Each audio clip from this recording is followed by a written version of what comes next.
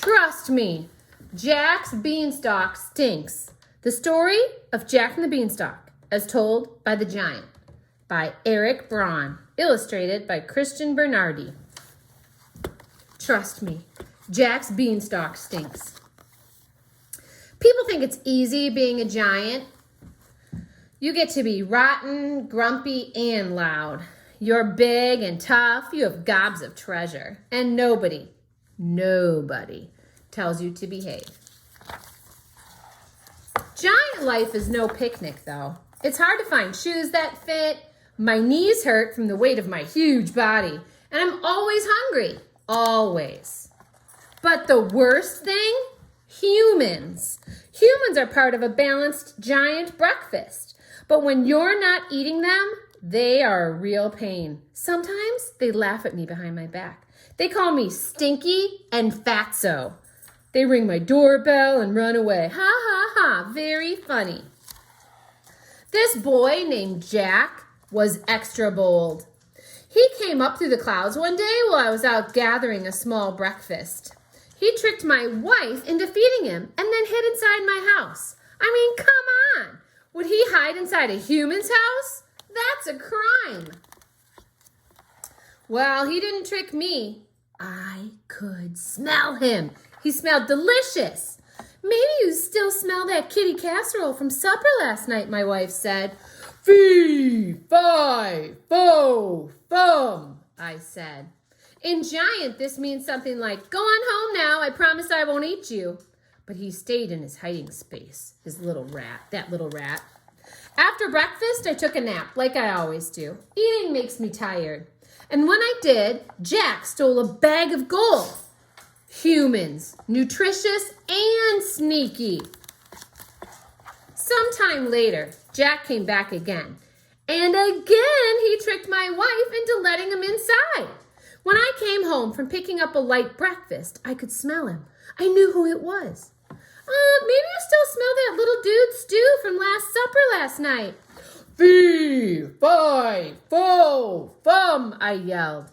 This can also mean give me back my gold, and we'll call it even. I definitely won't eat you. But he didn't come out. Just like before, I ate my meal and tried to forget about Jack. I relaxed with my goose, the one that lays golden eggs. Soon I took a little snooze. Of course, that pesky boy couldn't let a guy rest. You know what he did? He stole my goose, the lousy, no-good, miserable thief. The last time Jack came around, I called out, fee, fi, fo, bum. This can even mean, darn it, I'm really angry now. My wife and I searched but couldn't find him. I kept looking, but soon I got hungry. Big surprise. After breakfast, I enjoyed some lovely music. My golden harp sang to me, and the sound was even sweeter than boyberry pie. I rested my eyes a bit. I'd finally forgotten about Jack. The next thing you know, my harp is calling, Master, Master!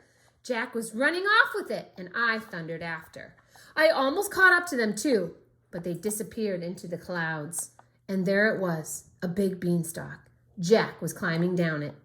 Well, I'm a smart guy. I know a dangerous thing when I see it. I didn't want to go down there, no way. But my harp called out again. Whew, so down I went. Down, down, down. That stalk was pretty wobbly, but I kept going. The beanstalk shook once, twice, and then toppled over. Jack had chopped it with an axe, and I fell and broke my crown. That's an old-fashioned way of saying I whacked my head real good. Even if you're a big, tough giant, that hurts. My wife said I should forget about Jack. And sometimes I look through the hole in the clouds and still think of him. Jack and his mother got rich selling golden eggs. They fattened up nicely. Jack got married, my golden harp sang at the wedding, and it was a lovely party. I'll tell you one thing, someday when my crown feels better, I'm going down there to get my stuff back. Maybe I'll grab lunch while I am there too.